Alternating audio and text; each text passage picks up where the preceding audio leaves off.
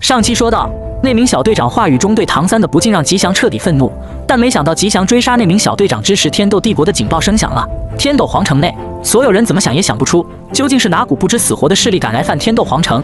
警报既然拉响，那一定是有强敌来犯了，这不容置疑。既然有强敌来犯，那就只有一个态度：杀回去，一个不留的杀回去。虽然每一个天斗人都厌恶战争，也不愿战争，但这绝不意味着天斗人害怕战争。对那些胆敢来犯挑起战事者，没什么好说的，只有一个字：杀。于是，如潮涌一般的人流从四面八方奔出来，呼喊着奔向城门方向。一阵阵破风声在空中响起，先是来自唐门、昊天宗、九宝琉璃宗和蓝电霸王龙宗的长老们率先赶来，急促整齐的马蹄声传来，皇宫侍卫队紧随而至。紧接着，各大宗门的后续队伍以及天斗城的守备军也到了，海啸一般的人流蜂拥而来，是天斗城的百姓。可是下一刻，所有的声音都戛然而止。为何？因为他们看到了所谓的来犯强敌，一个手持宝剑傲然挺立的年轻人。各宗门的长老傻眼了，皇宫侍卫队一正两副三个队长傻眼了，各宗门的增援部队傻眼了，所有人都傻眼了。就一个人，就这么一个年轻小子，他就是引起嫡系警报的强敌。普通人看不出吉祥的修为，但是各宗门的长老和皇宫侍卫队的三个队长却是一眼就看了出来。